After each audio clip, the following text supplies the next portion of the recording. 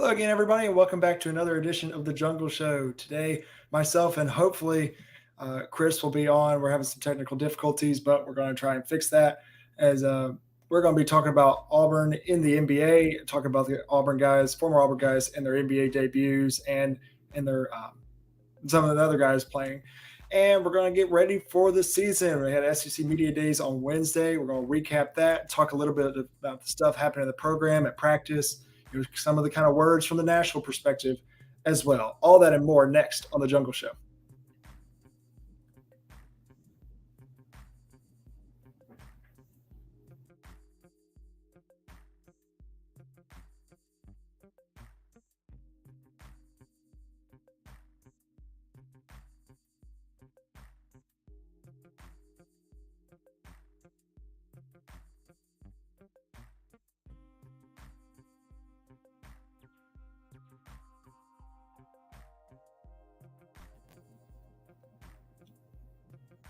All right, we are back here again for another edition of the Jungle Show. Thank you guys for joining me again here on Friday. We are live at 6 p.m.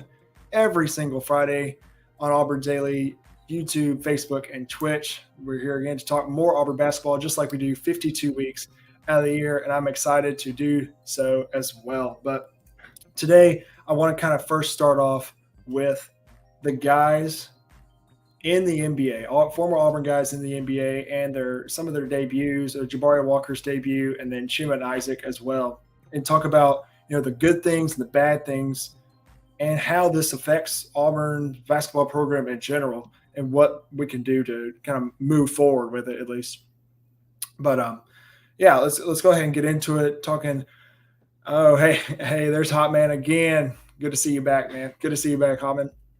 But let's get right into it. Let's talk about Jabari Smith and his NBA debut for the Rockets. They played the Atlanta Hawks in Atlanta. Him going back home, playing because he's from Atlanta. That's obviously a big thing for any of those type of guys to go back home and to compete at a high level when he gets back home.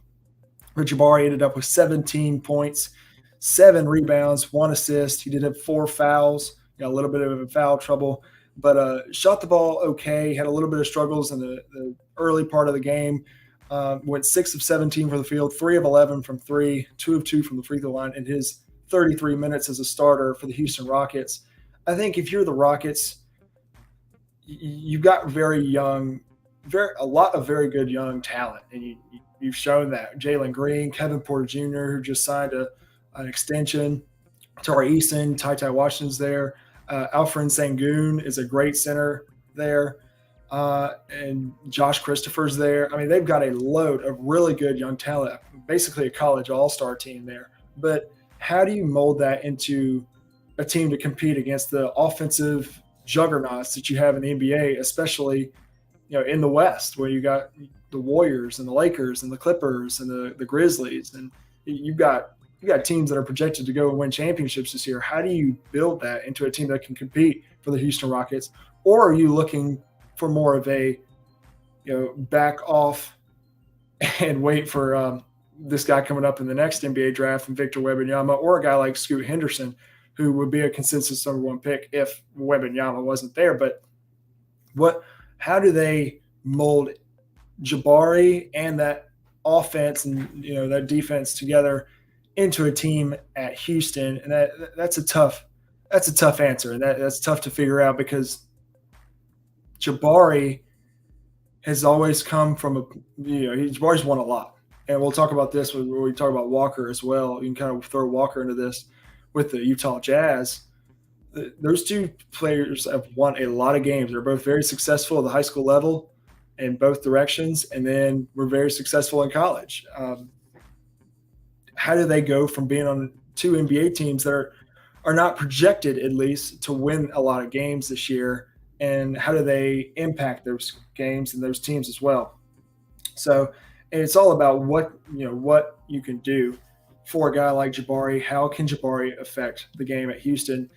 And it looks like their guards are a little. I saw a tweet from a Houston beat writer, and if y'all are not following, some of these Houston and Utah, and even with Magic with Chuma and the Cavs with Sharif and Isaac, y'all got to follow these guys. That way, you can keep them up, keep up to date with these guys as well. We'll keep you up to date as well here on the Jungle Show. But if Jabari, I think the Houston guards, but I saw the tweet that said, I don't think our guards understand that they're playing with a guy like Jabari Smith yet.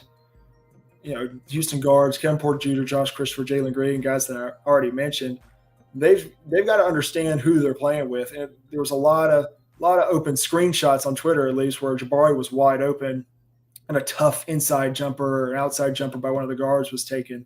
I think they're going to have to learn to respect Jabari, and especially from his outside game. Of course, he got 11 three-pointers shot up in this game, but I think he could get more, especially in a team like that where he's going to be relied on more and more and more. So, and that's just the thing that comes with time. Jabari, a great opening game, though, had one of the top games as a rookie for the first game of the debut. Obviously, Paolo Banchero had a great game for the Orlando Magic, where he scored 27 points. And how about Walker Kessler?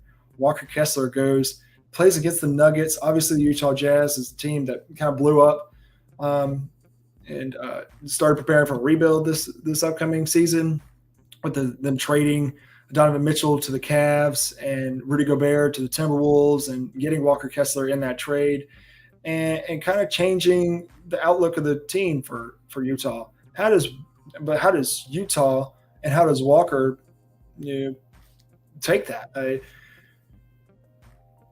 With the Utah Jazz, it's just like I said, they blew it up this offseason. They are not projected to win a lot of games this year, obviously.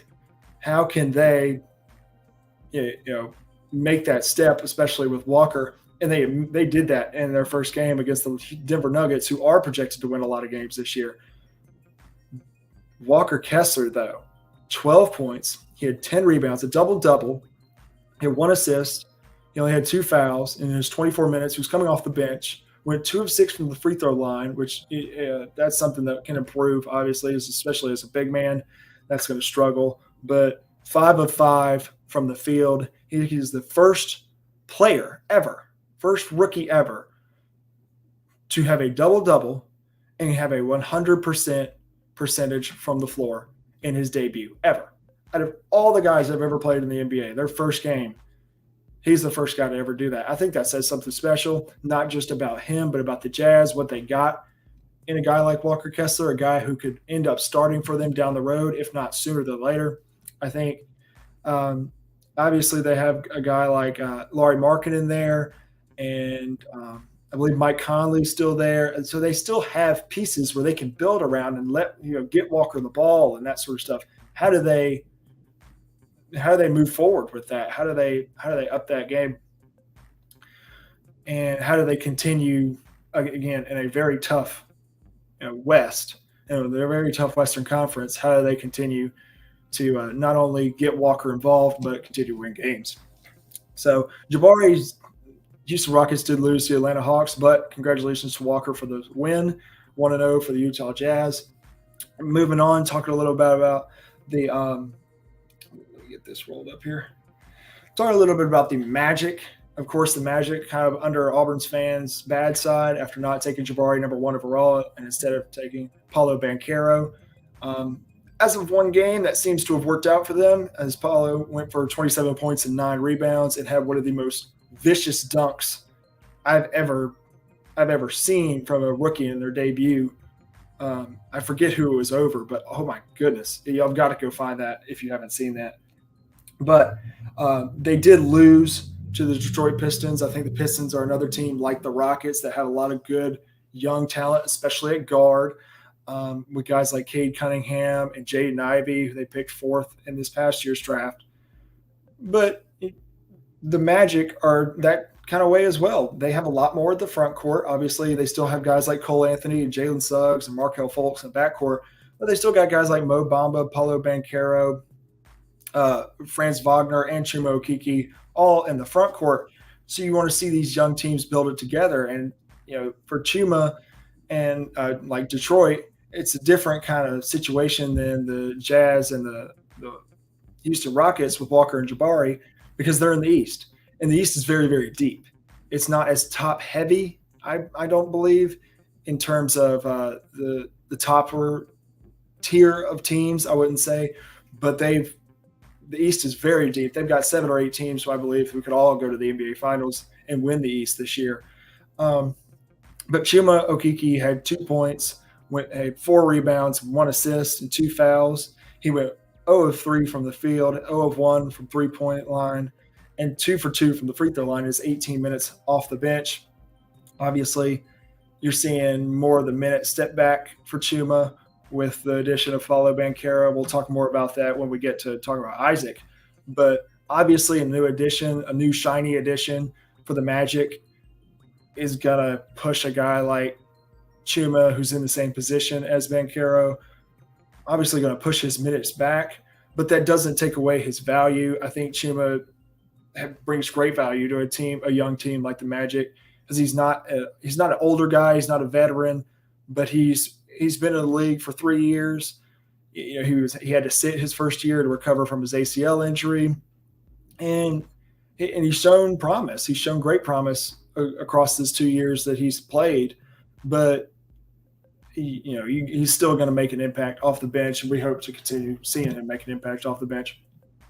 And then let's go in and talk about Isaac Okoro. Okoro had one of the weirdest stat lines, of course, of the Auburn rookies, or anybody that played in the NBA opening week for their debut, or not debut, but first game of the year, is the Cavs. I believe they beat the Raptors. No, the Raptors won by 3. Isaac came off the bench. You know, he did not come off the bench a lot last season. I think he was doing both last season, but the majority was in the starting lineup. And he's obviously coming off the bench because the trade that sent Donovan Mitchell, the former Jazz star, to the Cleveland Cavaliers, who plays the same position as Okoro. And that's what I'm talking about with the new shiny additions. You know, a guy like Donovan Mitchell's got to play. Donovan Mitchell had 31 points in this game, so he's going to have to play because he's their guy now. And Donovan Mitchell is a guy who could put the Cavs on the next level, could put them, into a conversation of the Eastern Conference Finals type of team. But that's going to set somebody like Isaac back and sit him on the bench. And it looks like they're really wanting him to move into an off-the-bench defensive role. And that's what defensive role is always what he's been good at. He's never been a unbelievable shooter or pure scorer or anything like that. His defense provides great value, though. But he had one of the weirdest stat lines: 0 points, 0 rebounds, 0 assists, had 1 turnover, had 4 fouls. He went 0 for 1 from the field, which was his 3-pointer that he shot, in only his 12 minutes. So, we're definitely seeing he is definitely now in a defensive, off-the-bench type of role instead of, being in the starting lineup, getting more offensive looks, getting more shots, getting more that sort of thing. But you just don't see that when you have a guy like Donovan Mitchell. But I think the Cavs are doing a great job with keeping Okoro in the role that he needs to be. And that's going to be the whole thing. And that's going to be the whole thing with all 4 of these guys. And also Sharif. Sharif did not play in this opening game, but he is on the Cavs roster. And we may see him at some point this NBA season. And obviously we'll keep you all updated if we do and keep a lookout for him. But yeah, Isaac is now in a role that I think Chuma is. And I was trying to relate those two together as well as I could, but they were competing for starting jobs. Some of them were starting. Chuma started a few games last year, not nearly as much as Isaac did for the Magic, but Chuma and Isaac are both in the same scenario now. They're both having to take different roles, coming off the bench, purely off the bench, different roles into scoring, different roles into minutes and facilitating and efficiency and that sort of thing, because of the new additions.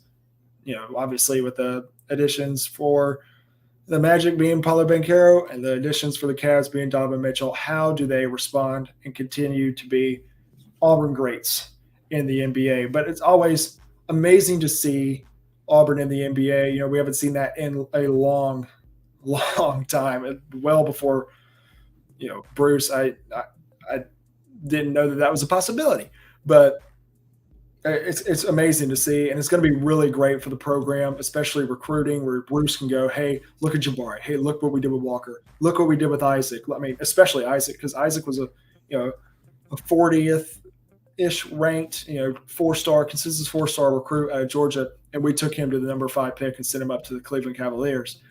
Look what we did with Chuma. Chuma was a consensus 4-star. Some had him, close to a 5-star, but he was early on. Look what we did with his 2 years. Look what he did. I mean, the only 2 games he didn't play in that Final Four run were the Elite Eight and the Final Four. His impact in the tournament, his impact in the SEC tournament that year, his improvement from freshman to sophomore year. He can go say, "Hey, we took that guy, made him a lottery pick." Walker Kessler, you took a guy that was a 3rd or 4th string guy at North Carolina, but was a 5-star out of Georgia. You take him, you make him into the 22nd overall pick, get him traded around, and he becomes the first ever player to record a double-double and shoot 100% from the field in their debut, and will compete for a starting job. And then you got guys like Jabari, who he shot 11 threes. He shot 17 times. And I'm like, that may not be enough. He needs to shoot more. He needs to get the ball more. They need to be looking his way more. I mean, you're going to have guys like that, and you can go tell these recruits that, and they're like, okay, well, maybe I should go there. Maybe I should go to Auburn. And that's as big of a weapon as Bruce could possibly have when it comes to recruiting and going and getting those guys. Let's talk a little bit more about stuff that's happening around the program. Obviously, SEC Media Days was this past Wednesday. Some great stuff coming out of there. It was going to be Wendell Green and Katie Johnson joining Bruce Pearl up for the SEC Media Days, but it turned out to be Wendell Green and Jalen Williams due to a viral eye infection that Katie Johnson had. He just didn't want to. He couldn't go, so he decided to bring Jalen Williams. I like that. I think that's great. Bruce Pearl has now said that there is 1 confirmed starter. He was back to having 2 confirmed starters a few weeks ago. Now he's down to 1. I believe that to be because Chance Westry's injury, because I don't think Chance will start anymore. I think he did have him as a confirmed starter, but now he's down to 1. I think that guy is Wendell Green. I think what you're looking at in the starting lineup will be Wendell Green at the point, either Katie Johnson or Zeb Jasper at the 2. I like either of them there. I like either of them coming off the bench. So I think it's whichever guy will be better off the ball. Whichever guy takes care of the ball best, whichever guy shoots the 3 most consistently. Talking about Chris, he may not. I don't know what's happening with our technical difficulties with StreamYard right now. I don't know what's happening, but we'll figure it out soon, and we'll get him back next week. Yes, just like he said, the only starter right now is Wendell Green. Moving on, talking about the 3 position, I think obviously you got to throw Chance Westry in between the 1 and the 3, and he can fit it anywhere. It depends on when he comes back and that sort of thing, how he fits in with his team. But talking about the 3 position, obviously you have Alan Flanagan. Alan Flanagan will probably be the starter, but I really don't know. Flanagan, being the senior, being the leader, being a coach's son, he's shown that he's obviously been unbelievable in the past, but obviously in the COVID year, Chris Moore has apparently shown a lot about inside the program, about competing for that starting job at the 3. I think that would be a very interesting fit, especially having somebody like Allen come off the bench. That shows that Chris Moore is really stepping up. And I think that's huge for a guy like him. I didn't think a guy like him would be in the rotation this upcoming year, but to see him competing for a starting job against a guy like Alan Flanagan, you absolutely love to see. I'm going to get some comments up on the board right here. Dad said, like the comp for Westry coming off the bench to Jordan Poole coming in with fresh legs. I don't know if he's as good of a shooter as Jordan Poole is, but I like that as well. A guy like him, a guy like the talent. I mean, even guys like either whether Katie Johnson or Zeb Jasper coming off the bench, or Chris Moore, or Alan Flanagan, or Yohan Traore, or Jalen Williams. I mean, either of those two, Janai Broome or Dylan Cardwell, whoever's coming off the bench, we're not going to lose anything when we step off the bench. We're not. I don't think there's going to be any drop off. I think we have two or three groups of five, or two groups of five players who could all really play in this year, and we got to feed them. The three is the most influential position right now. We need more to come from that slot than last year. Yes, obviously, last year our threes were Devin Cambridge and Alan Flanagan, and an occasional Chris Moore, especially during the non-conference he was there. But yes, you definitely need more than you got production-wise from the three last year. With Alan Flanagan, I think him coming off that injury, had a really good game in his first game back against LSU, and then really struggled, really kind of fell off. I saw a little bit of his confidence. I think we saw a little bit of his confidence down. And I didn't see him really fit in with guys like Jabari and Wendell and Walker that much, really at all.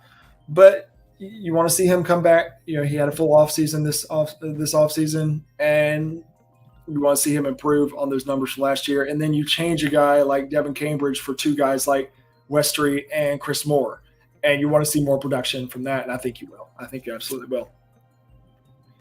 Him and KD coming off the bench. Who do you mean him? I mean, I don't remember when you sent that, but Chance. I like Chance, KD, and somebody like Alan Flanagan coming off the bench from Wynn, Zepp, and then Alan Flanagan are on that bench as well. I love that. But talking about, we're going to move into the front court here. Talking about the front court, a guy like Yohan Traore and Jalen Williams, you're not losing anything when you bounce off of those two guys.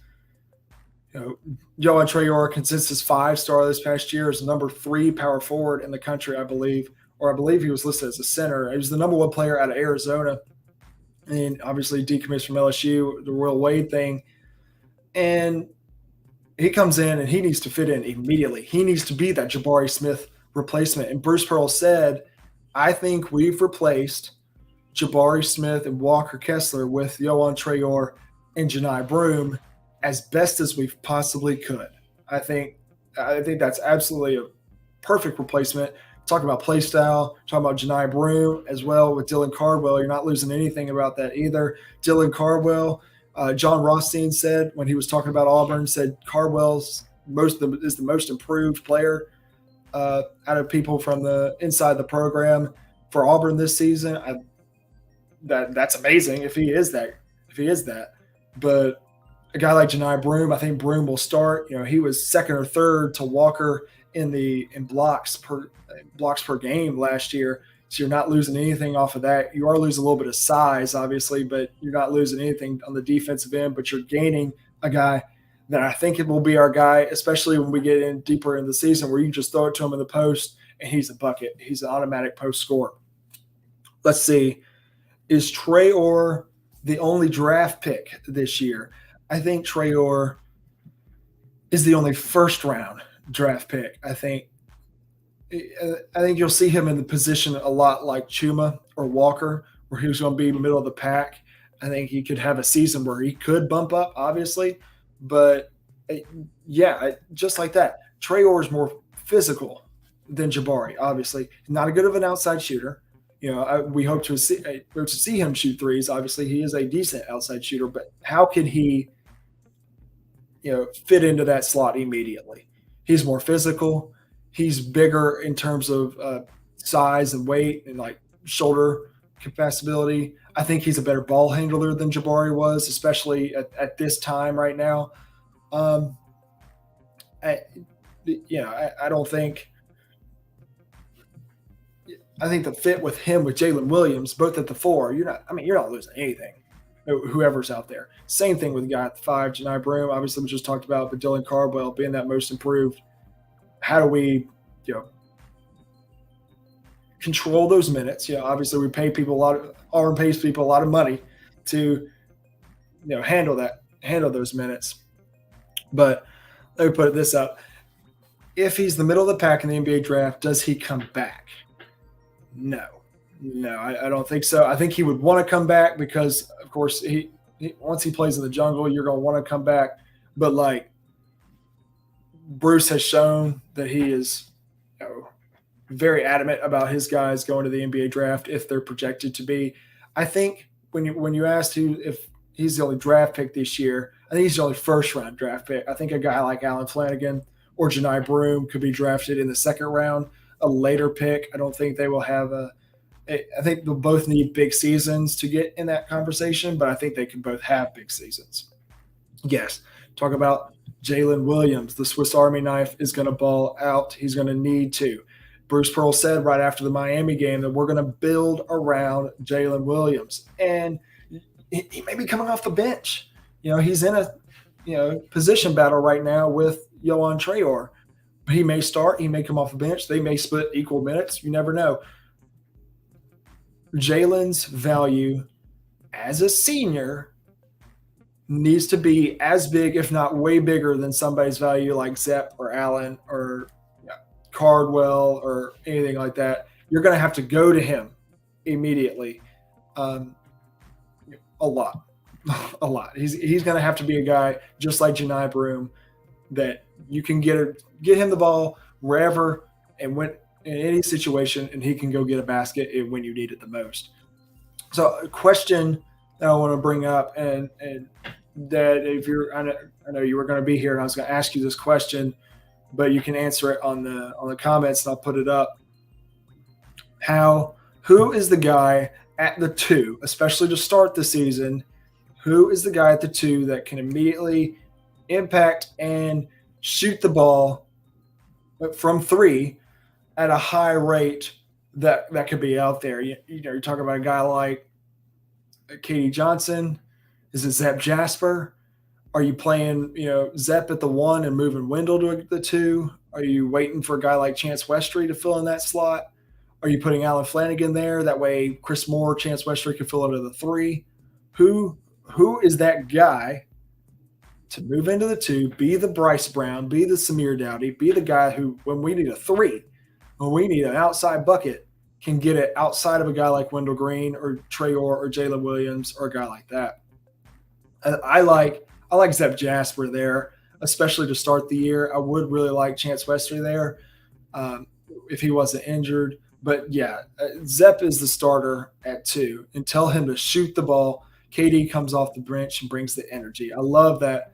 I love that comment because, yes, you need somebody to purely to shoot the ball from the outside.